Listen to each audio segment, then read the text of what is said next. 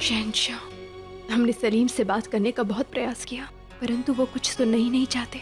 ना किसी से बात कर रहे हैं, ना खा रहे हैं, ना पी रहे हैं। उनके दोस्त फरहान की मृत्यु ने उन्हें भीतर तक तोड़ दिया है शहंशाह, और इसका उत्तरदायी वो आपको मान रहे हैं। हमें लगता है एक बार आपको उनसे जाकर बात करनी चाहिए।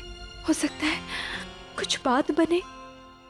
जिस सदमे में वो हैं जोधा बेगम, हमें नहीं लगता कि ना ही वो हमारी कोई बात सुनेंगे, ना ही हमारी बात समझ पाएंगे। हमें लगता है कि हमें उन्हें वक्त देना चाहिए, क्योंकि अब बच्चे नहीं हैं वो। बस एक बार वो शौक से गुजर जाएं, फिर करेंगे कोशिश हम उनसे बात करने की, समझाएंगे उन्हें।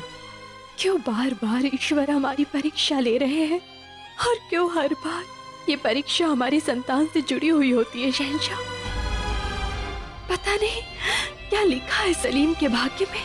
जब भी हम प्रयास करते हैं कि हमारे और उनके संबंध सुधरे, एक आशा जागती है, तो फिर कुछ ऐसा घट जाता है कि वो फिर से हमसे दूर हो जाते हैं। समझ ही नहीं आ रहा है कि अब करें तो क्या करें। फिक्र मत कीजिए आप, वो बस थोड़े से जिद्दी हैं, नादान हैं। हम एक बार उनसे बात करने की कोशिश करेंगे, फिर सब कुछ ठीक कर देंगे हम।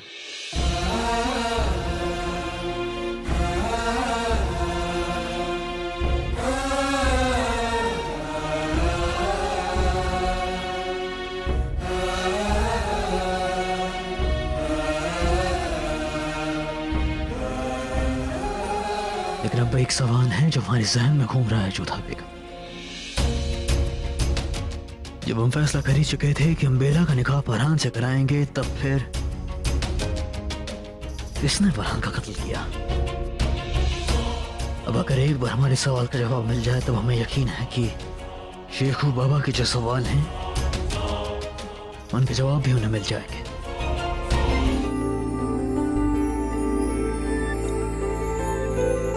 शहंशाह, आप ये अनशन कब त्यागेंगे? अब तक शेखू बाबा ने नहीं खाया, तो फिर हम कैसे खा सकते हैं? जब बेटा भूखा है जोधा बेगम, तो फिर वालिद के गले के नीचे निवाला कैसे उतर सकता है?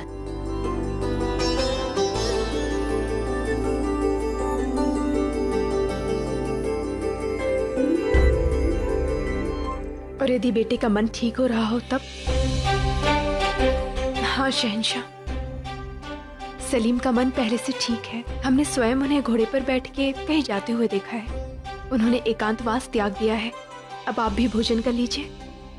खुदा का शुक्र है, हमने आपसे कहा था ना जोधा बेगम कि वक्त के साथ साथ सब कुछ ठीक हो जाएगा। आप गलत कहते ही कब हैं?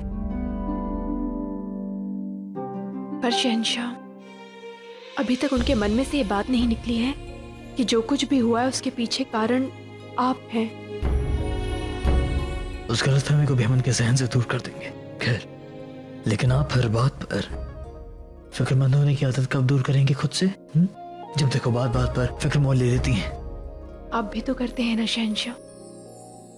हाँ, लेकिन हम उन्हें समझा लेते हैं जोधा बेगम, और हम ये बात भी अच्छी तरह से जानते हैं कि इतने दिनों से आपने भी कुछ नहीं खाया होगा, है ना?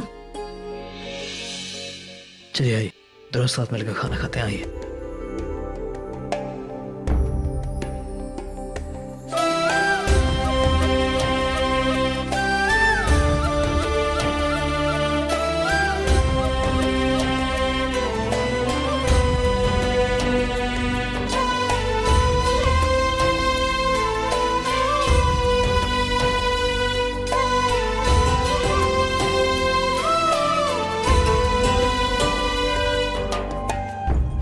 शहंशाह, सलीम के मन में अभी पूरी तरह से विश्वास है कि फरहान की हत्या आपने करवाई थी, और जब तक आप उनके मन का भ्रम दूर नहीं करेंगे, तक ना तो आप शांति से रह पाएंगे और ना ही सलीम। इसलिए बहुत आवश्यक है कि आप उन्हें विश्वास दिलाएं कि सच में आप बेला और फरहान का विवाह करवाना चाहते थे, ना कि फरहान की हत्या।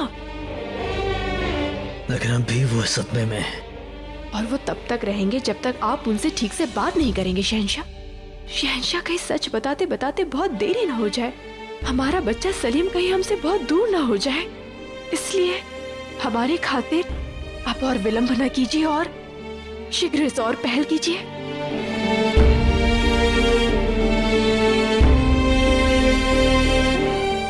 शहंशाह, हमें पूरा पूरा विश्वास है कि आप ठीक से यदि सलीम को पूरी बात समझाएंगे तो उन्हें अवश्य समझ में आएगा। और हम जानते हैं जिस तरह से सलीम ने आपसे बात की थी वो उचित नहीं था, पर वो हमारा बेटा है और उनकी मनस्थिति देखते हुए आपको उन्हें क्षमा कर देना चाहिए। लेकिन इस वक्त वो है कहाँ? कल सुबह में आगरा भी लौटना है। हाँ, पर आगरा पहुंचने में तो बहुत समय लगेगा और हम चाहते हैं कि आप यहाँ से निकलने से पूर्व ही उन्हें सब सच बता दें, ताकि उनके मन में जिस संदेह ने घर कर लिया है वो दूर हो जाए। ठीक है, हम वैसा ही करेंगे। पता नहीं आज राज करते वक्त क्यों हमारे कंधे पर मूंछ आ गई।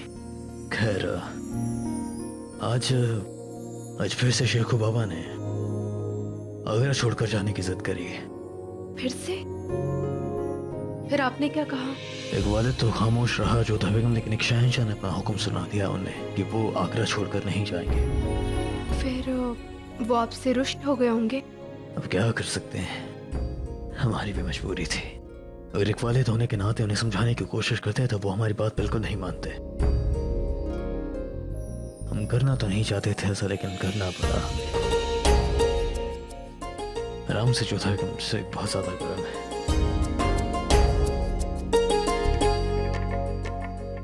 शहंशाह, सेक इतना गर्म भी नहीं है। अब आप चुपचाप शांति से लेटे रहिए और हमें हमारा काम करने दीजिए। कमाल है, हम पूरे हिंदुस्तान पर हुकूमत करते हैं और एक बस आप ही हैं जो हम पर हुकूमत चलाती है। क्यों न चलाएं?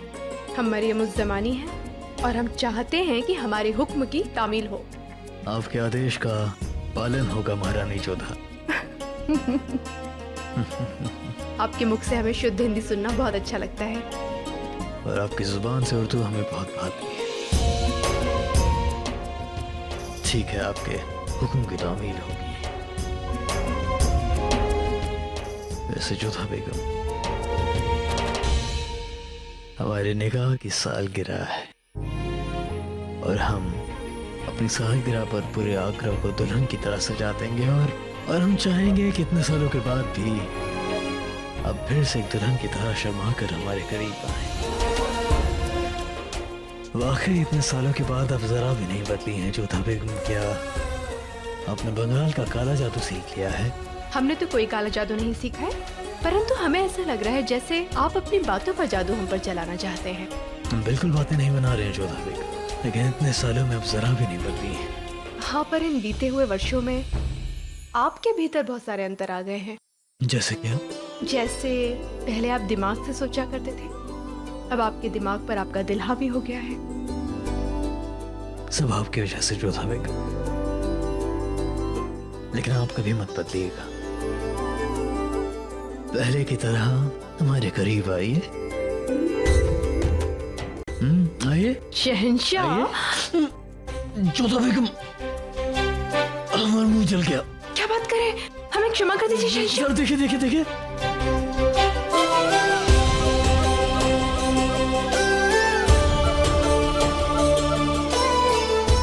अब भले ही हम पर हुकूमत कर सकती हैं, लेकिन फतेह हासिल करने हमें आती है। ये छल है शहंशाह। मोहब्बत और जंग में सब कुछ जायज होता है। और फिर हमारी घराड़ी से मैं प्रेम करने के वास्ते काय भी कर सकूं।